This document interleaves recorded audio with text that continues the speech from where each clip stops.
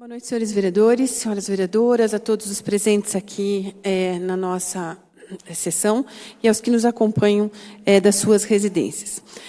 Meus cumprimentos pelo dia de hoje, dia do radialista, eu faço na pessoa do colega vereador Jairson Sabino, que desenvolve há muito tempo, de maneira extremamente honrosa, esse trabalho, e também na pessoa do nosso amigo Forteschi, aqui presente. Sempre digo que, apesar de várias mídias sociais que nós temos visto surgir ao longo do tempo, e apesar de vários prognósticos no sentido de que algumas mídias se acabariam, o rádio mostrou muito bem que continua sendo um importante, um grande meio de comunicação que nós temos.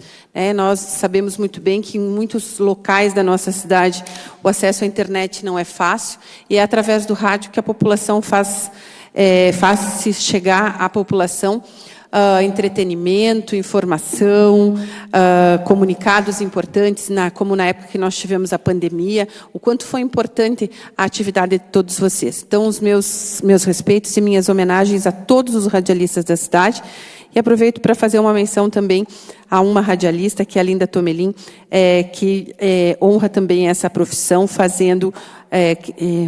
ganhando o espaço das mulheres nessa honrosa profissão. Gostaria também, e falo aqui, a respeito do mês que entramos agora, nós estamos em novembro, e a importância, mais uma vez, de refletirmos acerca da saúde do homem. Há provas e há trabalhos científicos no sentido de que, principalmente na questão do câncer, em muitas oportunidades a mulher tem muito mais chance de sobrevivência e de longevidade exatamente pelos cuidados em relação à sua própria saúde. Exames preventivos, exames que possam fazer com que a gente tenha um diagnóstico seguro e precoce, o que numa doença tão grave como essa é extremamente importante. Então, aproveitemos também, senhores, o Novembro Azul, para que a gente possa fazer esse cuidado à saúde dos homens, para que os homens também possam deixar um pouquinho do seu tempo, procurar rede feminina, como nós temos, colocado pelo vereador Darlan, os nossos postos de saúde que estão tão bem organizados para que possam se fazer alguns exames preventivos que são muito simples de serem feitos e que alcançam um grau de confiabilidade muito grande, podendo se encaminhar logo no começo do tratamento dessa doença tão grave. Então, peço a todos que utilizem o sistema público de saúde, os postos de saúde aqui da nossa cidade, no sentido de prevenção. Tivemos uma conversa há um tempo atrás, promovido por nós, vereadoras, aqui nessa casa, com uma das enfermeiras do posto de saúde, colocando o quão fácil é acessar esses exames. Então, os postos de saúde acho que podem estar à disposição, mas é necessário que a gente faça parte da gente, nós mulheres possamos encaminhar maridos, esposos, pais, filhos, irmãos, sobrinhos, para que essa preocupação se torne uma preocupação da família e não só do homem nesse momento.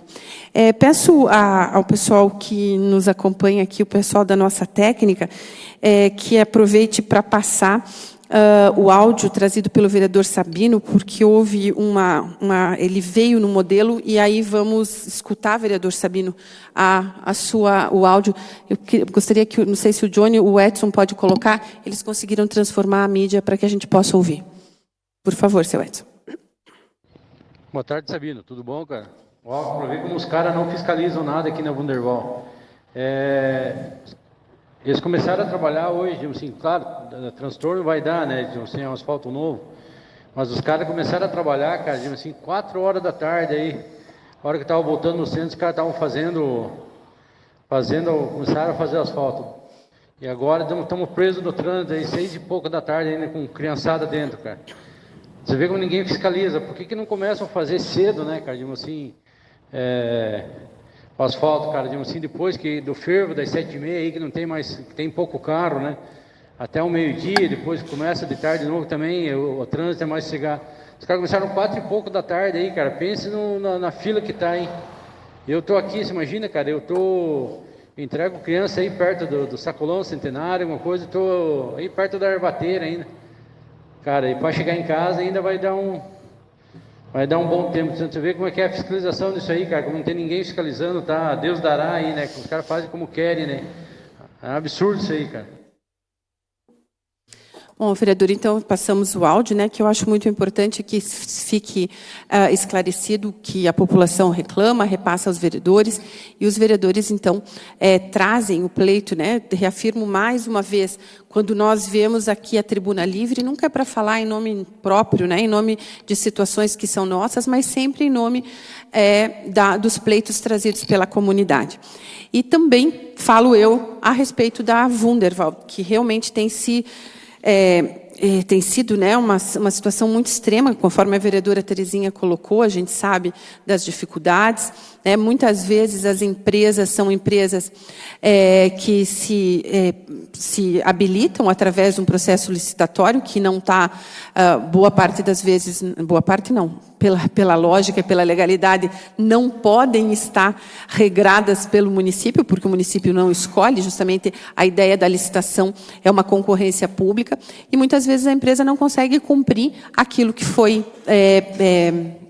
proposto no projeto, que me parece que foi o que aconteceu em relação à Wunderwald. Eu cobrei do secretário de Planejamento a questão relacionada aos meios-fios, né? Tem locais ali que realmente precisa-se ter uma caminhonete bem alta, com uma roda bem especial para poder chegar dentro de casa.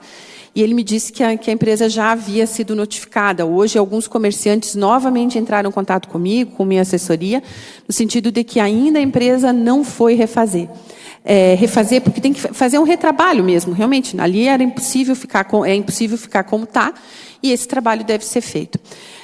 Pensando sobre isso e pensando em outras várias situações, né, os problemas que nós tivemos na Estrada das Neves, os problemas que nós tivemos na Dona Francisca, os problemas que nós tivemos na demora, principalmente do acesso ao Alpestre. Me parece que o loteamento Itália, apesar da demora no início das obras, uma vez começado, ele realmente caminhou de uma maneira mais tranquila, mas eu fico pensando se não é o momento de nós analisarmos as questões relacionadas a editais e fazer constar em editais determinadas situações muito específicas a respeito, não só da questão de fiscalização, mas penalidades mais severas pelo descumprimento de determinados prazos dentro do próprio edital. Porque quando a gente conta os prazos no sentido do prazo total para a obra, ok, a empreiteira ela faz a conta exatamente como a vereadora Terezinha colocou. Ela vai deixando no último, no limite, e vai lá e realiza a obra. Às vezes mal feita, às vezes deixa de fazer. Então, nós talvez teríamos que encontrar um gatilho para se fazer um regramento. Né? Eu sei que a competência alguém pode me dizer, mas a senhora deve saber melhor do que ninguém que a competência é da União. Mas olhar em relação a algum decreto, alguma coisa, para que nos próximos editais se pudesse começar a verificar essas situações. A situação de penalizações dentro do próprio contrato, situações, por exemplo, de possibilitar que o município faça e desconte do valor relacionado ao contrato que ainda pode ser repassado, porque aí o município poderia ter agilidade para fazer pequenas reformas, e eu acho que o caso dos meios-fios seria uma dessa possibilidade. Faria as adequações, aproveitaria o material que está lá e depois cobraria daquilo que ainda deve, na hora da medição, ser repassado para a empresa. Claro que isso tudo precisa de um estudo, precisa de regramento para que a gente possa, né, não agir ao arrepio da lei. Mas já está na hora, mais do que na hora, de nós pensarmos os nossos editais para esse tipo de obra, que é uma obra bastante significativa, numa artéria principal da cidade de São Bento do Sul, que afeta o trânsito, afeta a vida de todas as pessoas, afetou de maneira significativa os comércios ali da região da Wunderwald. Nós sabemos ali de vários comerciantes que tiveram uma diminuição muito grande do seu faturamento. Conversava eu durante os últimos 10 dias com alguns comerciantes que tiveram um faturamento em torno de 25% do que normalmente faturavam, e a gente sabe que nos dias difíceis que nós vivemos, isso é muito complicado.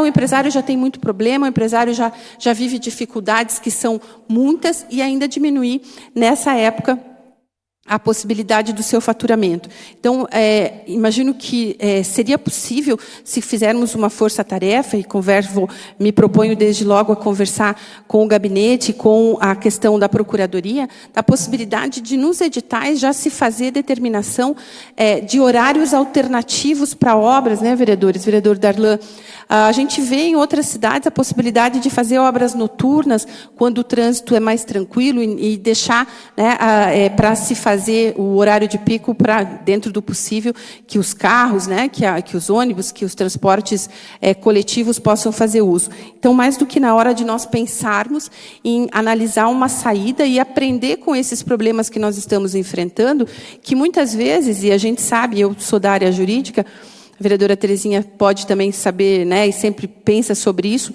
Muitas vezes, num contrato, na boa-fé, a gente estabelece aquelas cláusulas que são aquelas cláusulas mínimas, as cláusulas que vão fazer com que, de um lado, o contratante e do outro contratado, ambos sejam protegidos. Mas, em muitas oportunidades, empresas de má fé acabam se aproveitando de algumas lacunas para que se possa, então, atrapalhar realmente a vida da municipalidade, né? Por mais que a gente saiba que o município, que o prefeito, que a administração receba esses... né, essas críticas, e não realmente quem é o cabeça, quem é o gestor, ele sempre é alvo de críticas, é vitrine, portanto a gente sabe que acaba sendo criticado, mas em muitas oportunidades a administração pública ela fica realmente de mãos atadas em razão da própria dificuldade e da burocracia em relação à legislação. Então, começarmos a pensar em saídas relacionadas a editais para que essas situações possam, então, ser repensadas e reanalisadas. Em relação à fiscalização de obras, que foi tratada aqui pelos nossos vereadores que nos antecederam, o vereador Adriano falou sobre isso, o vereador Paulo também falou sobre isso quando fez uma parte ao vereador Sabino, nós verificamos que a fiscalização, cada fiscal de obra, diferentemente do fiscal de contrato, ele vai ter uma finalidade, né, uma atuação diferente do fiscal de contrato. Então, o fiscal de obras é aquele que deve ir lá verificar na obra diretamente se ela está sendo feita a contento e da forma como foi contratada. O problema é que a gente sabe que as equipes de fiscais são bastante pequenas, né? E aí eu vejo que em algumas situações, eu pelo menos tenho acompanhado, e vou fazer aqui uma menção, as duas engenheiras que vi fiscalizando diretamente a UPA, a engenheira Schelliga e a engenheira Chiara, que quando eu passei lá na obra, estavam verificando a colocação lá de fundamento, né? Eu não sou dessa área, não sei colocar tecnicamente o que estava acontecendo, mas a gente vê dos profissionais da área essa preocupação. É claro que nós precisaríamos muito mais pessoas pelo número de obras que nós estamos desenvolvendo dentro do município. Então, eu peço, né, a vereadora Terezinha, líder de governo, sei que o seu trabalho aqui, às vezes, é meio espinhoso, mas que se tente colocar junto, né, o setor de planejamento, engenharia, para que, periodicamente, essas obras possam ser acompanhadas, para que, mais de perto, possa se evitar, de repente, um trabalho ruim, para que daí depois ele tenha que ser refeito, causando um tempo muito maior de impasse e de problemas de uso da via pela população. Agradeço, então, o meu tempo. Nosso boa noite a todos que nos acompanham aqui pessoalmente, e aos internautas, o nosso boa noite, e mais uma vez, meu boa noite especial à nossa vereadora Mirim Samara, que acompanha a nossa sessão. Boa noite a todos.